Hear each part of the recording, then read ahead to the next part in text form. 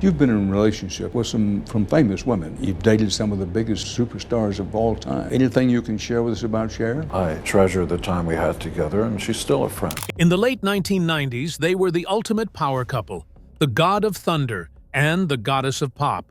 But while the world expected a wedding of the century, Gene Simmons and Cher vanished into a cloud of controversy and betrayal. Weren't you dating Cher before that? And did you cheat on Cher with Diana Ross? Yes. So you're dating Cher. Yes. Did she catch you with Diana Ross? No. Now, at 76, Gene finally breaks his silence on the real reason he never put a ring on it. What could have been the reason? Stick around to find out.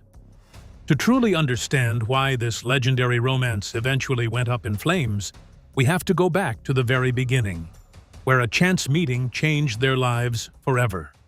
The night the demon met the goddess. It was 1997, the time of massive star power and unexpected pairings, and one of the most surprising moments happened at a high-profile gala for President Gerald Ford. This event brought together two people who seemed to live on completely different planets. On one side, there was Gene Simmons, the fire-breathing and blood-spitting demon from the rock band Kiss.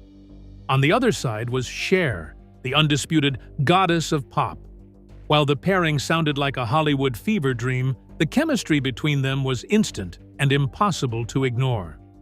Gene was not wearing his famous face paint that night, and for the first time, people saw the man behind the mask looking completely captivated by Cher's presence.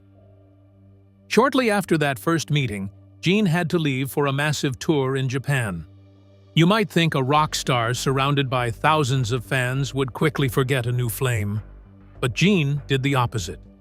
He became absolutely obsessed and spent thousands of dollars on international phone calls from hotel rooms in Tokyo and Osaka simply to hear Cher's voice. This revealed a rare and vulnerable side of a man who usually projected an image of being cold and untouchable. He was behaving like a lovesick teenager rather than a hard-rocking icon. However, the road to romance was rocky from the very beginning. On their first official date, Gene actually started flirting with one of Cher's close friends right in front of her. This move left Cher feeling skeptical and cautious. She saw it as a major red flag and a sign of the trouble that might come later. Perhaps she ignored it because he called to apologize the next day. However, in spite of that early mistake, the two became inseparable. Gene went to great lengths to protect their privacy, which was a difficult task given their fame. In her recent 2024 memoir, Cher, the Memoir, Part 1, she shared a fascinating detail about how Gene would wear elaborate disguises just to go out for a normal dinner. He would put on hats, glasses, and sometimes even prosthetic makeup to avoid being recognized by the Kiss Army. He wanted to be a regular man when he was with her. By 1979, the relationship had reached a point of deep emotional commitment. During a famous television interview that year, Gene shocked his fans by publicly declaring Cher as his first real love. This was a massive departure from his no-strings-attached branding and showed the world that he was truly serious about her. The connection even extended to Cher's household. Gene bonded quickly with her children, Chaz and Elijah Blue. He was not just a celebrity boyfriend hanging around the house. He was stepping into a fatherly role and showing a domestic side that no one expected. The couple even started planning for a long-term future together by purchasing a luxury apartment in New York City. This shared real estate was intended to be their home base, marking the absolute height of their commitment to one another. They had the fame, the family bond, and a place to call their own. It looked like the ultimate rock and roll fairy tale was heading toward a wedding. But beneath this domestic bliss, a fundamental difference in their views on freedom was about to ignite a firestorm that no amount of love could extinguish. The open marriage that wasn't. The late 1970s were a unique time in American culture. People were experimenting with new ways of dating, and Cher was determined to stay ahead of the curve. By 1979, she adopted a very modern, almost masculine attitude toward their relationship. She publicly claimed she was fine with Gene's lifestyle on the road, In her mind, being a liberated woman meant she could handle a partner who had other interests while touring with his band. She tried to convince herself and the world that she was okay with the thousands of groupies that followed the Kiss tour buses across the country. Gene, however, had a completely different outlook on commitment. He lived by a philosophy that made traditional marriage almost impossible. He flatly refused to commit to one woman, often citing his own ego and the constant attention he received as the demon. To Gene, being in a rock band was a license to explore without boundaries. This created a strange dynamic where Cher was trying to be the cool, distant girlfriend, while Gene was actively avoiding any talk of forever. You can see this tension clearly if you watch their joint appearance on The Mike Douglas Show from that era. Even though they looked like a perfect couple on the couch, their body language told a different story. There were moments of deep connection, yet you could practically feel the underlying friction every time the topic of their future came up. Behind closed doors, Cher's internal struggle was growing. Her public stance as a liberated woman was starting to clash with the private hurt she felt. The personality Gene used on stage was beginning to bleed into their dating life, making it hard for her to feel secure. She wanted the real Gene, not the character that thrived on chaos. Despite these cracks in the foundation, she still tried to make things work. She even spent $250,000 on an extravagant holiday cabin in Colorado. This wasn't a small gesture. It was a clear sign that she was ready to settle down and build a permanent life with him. She hoped that a beautiful, quiet escape would be enough to ground him. You see, Gene viewed things through a much colder lens. He famously developed what people call his hotel theory of relationships. He believed that being in a relationship should be like staying in a hotel. You enjoy the room and you appreciate the service, but when it is time to check out, you don't try to take half the building with you. This mindset made it clear that he viewed their time together as a temporary stay rather than a permanent residence. While Cher was decorating cabins and planning futures, Gene was already looking toward the exit sign. He seemed to have everything he wanted, but a single Christmas shopping trip was about to turn his world and Cher's upside down. What exactly happened? The ultimate betrayal. The Diana Ross incident. Well, it all started with what should have been a thoughtful gesture. As the holiday season approached, Gene wanted to find the perfect gift for Cher, and he found her notoriously difficult to shop for. Gene knew Cher was a lady of specific tastes who already owned almost everything she could ever want. When Gene asked her what she wanted, in a decision she would eventually regret for decades, she reached out to her closest friend, the legendary Diana Ross, to ask for some shopping advice. Believing Diana Ross would know exactly what she would like, Cher eventually suggested that Gene meet up with Diana so she could help him navigate the high-end boutiques of New York. It was a fatal suggestion that Cher would come to regret for the rest of her life. She trusted her best friend, and she trusted her partner, never imagining that shopping would end her relationship. To understand why this was such a massive mistake, let's look at who Diana Ross was at that time. Diana Ross was the former lead singer of the Supremes and a global superstar who defined elegance and power. She wasn't merely a singer, she was a cultural icon who commanded every room she entered. When Gene met Diana at an upscale boutique, the connection was almost instantaneous. According to Gene's own accounts, he was immediately captivated by Diana. Once they shared a piece of chocolate cake, he felt a connection. It wasn't just her fame or her beauty that drew him in. He described being mesmerized by her firm sense of control and her powerful sensuality. While Cher was laid back and artistic, Diana carried herself with a regal authority that Gene found irresistible. The two began spending hours together under the guise of holiday errands. This quickly spiraled into a full-blown secret romance. And instead of going back to the home he shared with Cher across town, Gene began staying at Diana's New York apartment. He was essentially living a double life, balancing the remnants of his time with Cher while falling hard for her best friend. While this was happening, Cher remained at the home they shared across town, completely unaware of the change. She believed Gene was busy with his career, or perhaps handling his own holiday business. But in reality, the man she loved was only a few blocks away, starting a new life with the woman she considered her best friend. This level of secrecy created a deep divide that would soon become impossible to ignore. After some time, the cat was finally let out of the bag. The way Cher found out about the betrayal was particularly painful because there was no big confession or dramatic apology. She realized something was wrong through a series of cold observations. She noticed that Gene was physically avoiding their shared spaces. He stopped showing up at their apartment and became a ghost in his own home. He was avoiding her because he had already moved on, leaving Cher to piece together the clues on her own. It was a cold and lonely way to discover that your relationship is over. The realization hit her when she discovered that the two people she relied on most were now together. Unfortunately, the incident did more than end a romance. It caused the total death of a legendary friendship. Cher and Diana Ross were two of the most powerful women in music, and they had been inseparable for years. They shared secrets, supported each other's careers, and moved in the same elite circles.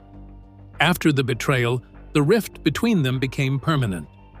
These two icons would never truly reconcile their status as best friends again. The loss of that sisterhood was a wound that went much deeper for Cher than the loss of a boyfriend. They went from being the closest of allies to being strangers who never spoke again for a long time.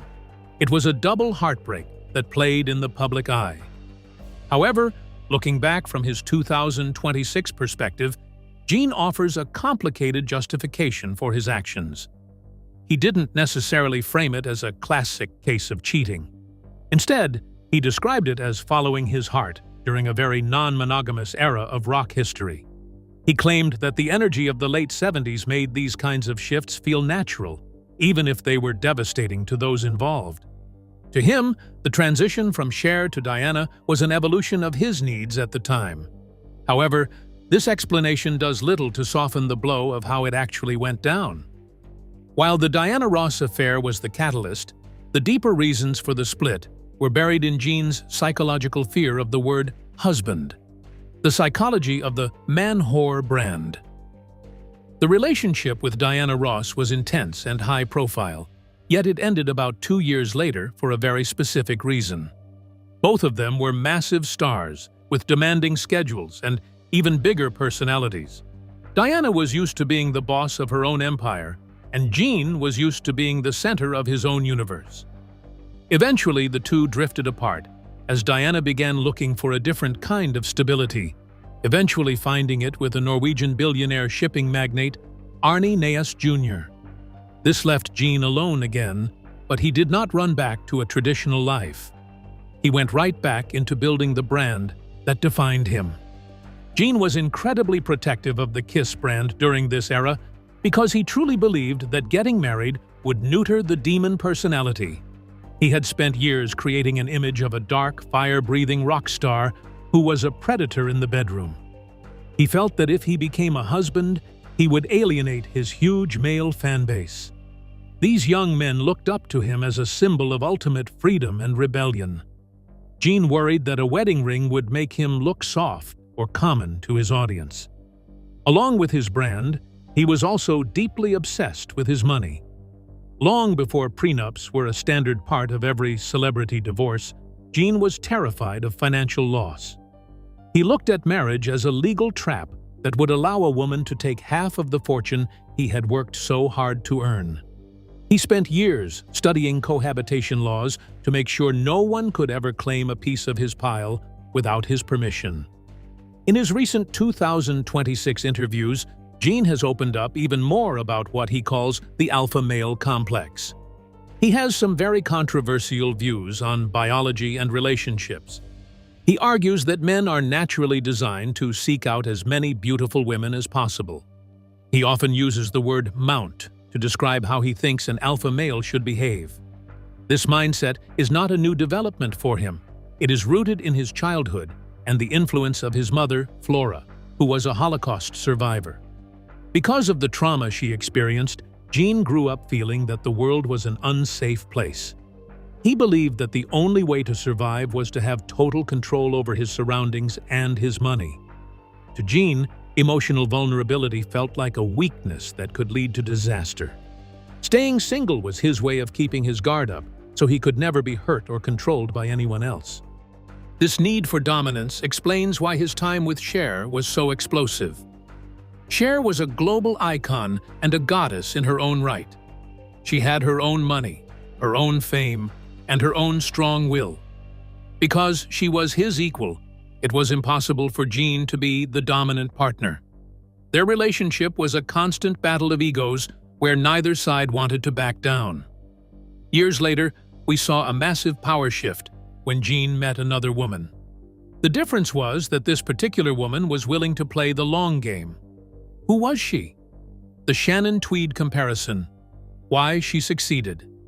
In 1983, a new chapter began when Gene crossed paths with Shannon Tweed at the Playboy Mansion.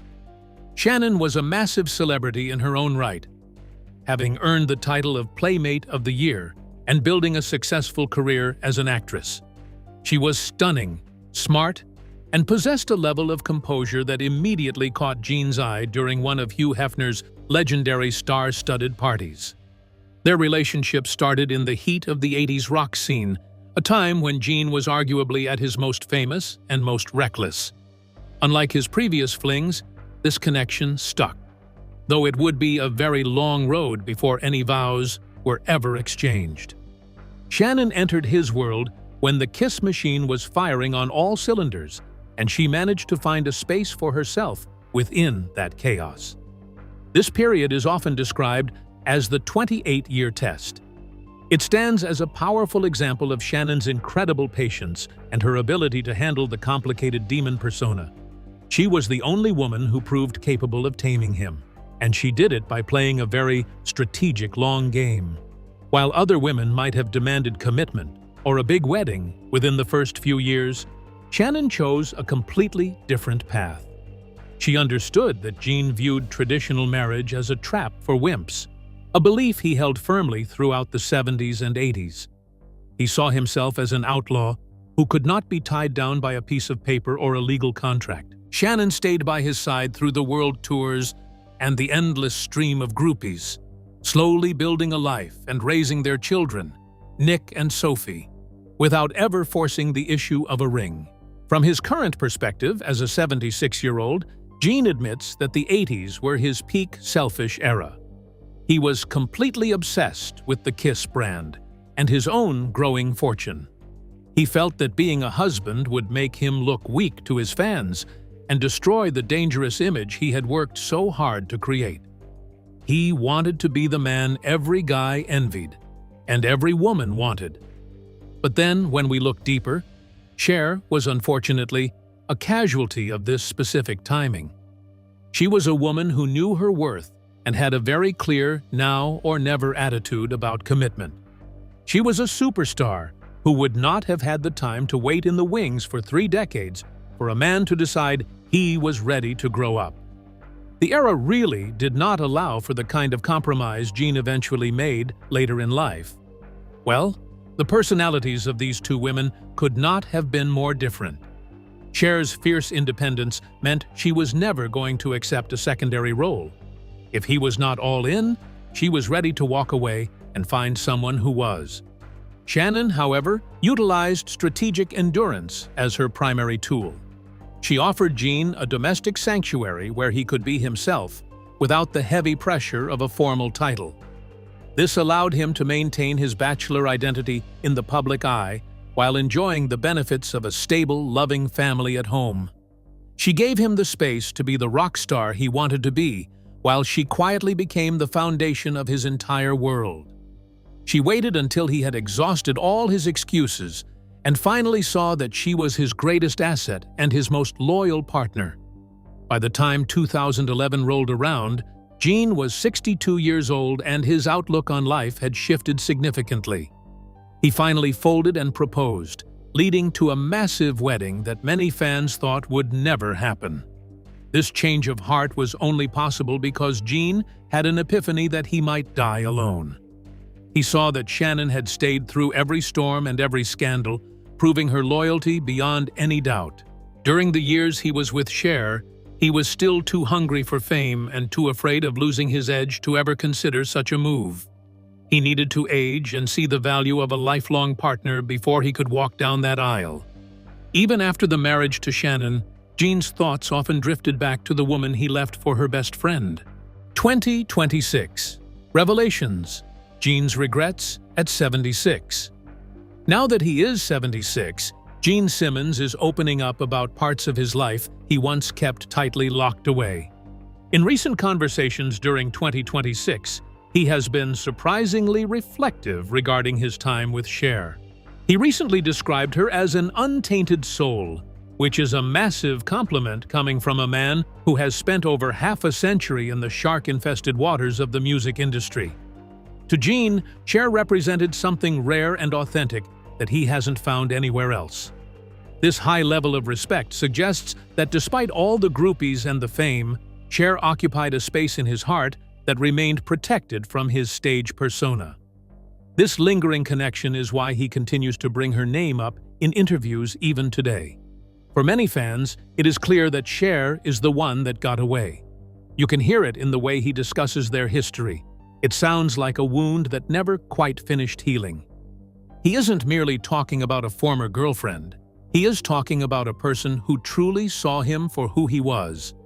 This maturity shift has also changed how he looks at the Diana Ross situation. In the past, he might have viewed that betrayal as a bold rock star move. Now, at 76, he seems to view it as a serious lapse in judgment. He recognizes that he traded a deep, meaningful connection for a temporary spark, and that realization carries a heavy weight. On the other hand, Cher has not stayed silent either. Her 2024 memoir and her recent social media updates provide a fascinating window into her modern perspective. While she definitely does not shy away from the pain Gene caused by running off with her best friend, there is a clear sense of grace and forgiveness in her writing. She seems to have finally made peace with the ghosts of the 70s, even if the memories of that specific holiday betrayal still carry a bit of a sting. She discusses Gene with a unique mix of humor and brutal honesty, acknowledging the high-speed life they shared without letting the old bitterness take over her narrative. It really makes people wonder what would have happened if they had actually made it to the altar during the height of the 80s. Would they have become a dominant rock and roll dynasty that ruled the entertainment world together? Or would their massive individual egos and the complicated legal knots of their massive fortunes have turned the marriage into a total courtroom disaster?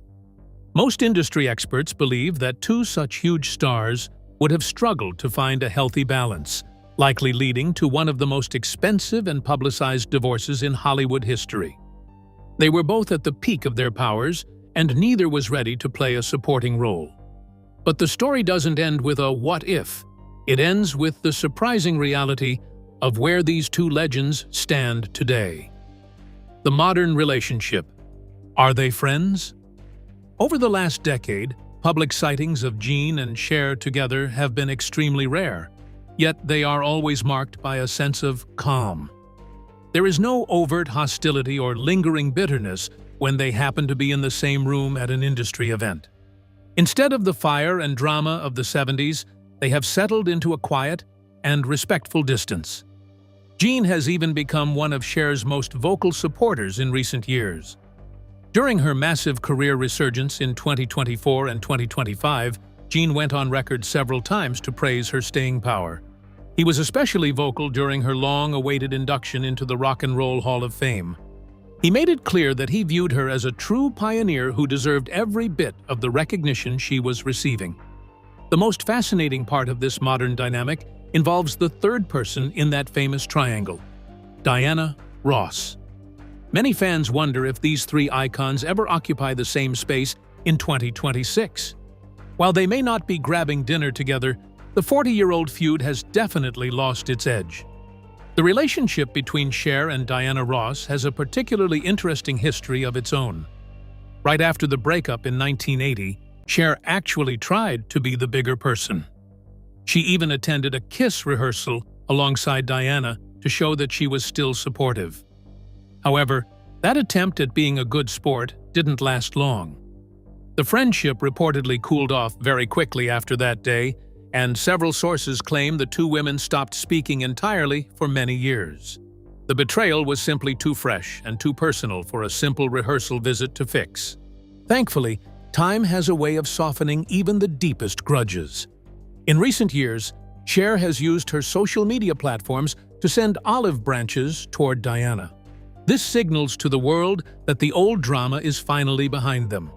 In a famous 2017 post, Cher called Diana Ross breathtakingly beautiful and referred to her as a true legend. She didn't stop there. In 2022, Cher was again celebrating the incredible career of her former friend. She specifically praised Diana's performance in the film Lady Sings the Blues for its 50th anniversary. These public comments show that Cher has reached a place of peace. She can appreciate Diana's talent and her legacy without being haunted by the ghost of a shopping trip from 1979. There is a unique bond that Jean, Cher, and Diana share, which almost no one else on Earth can understand. They have all successfully navigated decades of global fame while remaining relevant to new generations. They have survived the rise and fall of different music trends, the birth of the internet, and the constant scrutiny of the tabloids. This shared experience has created a foundation of mutual respect that overrides the romantic mistakes of their youth. As the curtain closes on Jean's touring career, the truth behind his bachelor years with Cher reveals more about him than it does about her. The legacy of the demon and the goddess. When it comes to Jean and Cher's relationship, it definitely did more than simply fill up gossip columns. It actually defined an entire era of rock and roll by symbolizing a wild and rule-breaking spirit that was unique to the late 70s. They were the original blueprint for what we now call a power couple. By appearing on The Mike Douglas Show and allowing the tabloids to follow their every move, they paved the way for the celebrity culture we see today. They proved that a rock star and a pop goddess could dominate the world together, making their personal drama just as legendary as their hit songs. This story also offers a powerful lesson about the fragility of fame and the high cost of the rock star lifestyle. The triangle between Jean, Cher, and Diana Ross shows how easily a life of luxury and spotlight can lead to broken hearts and lost friendships.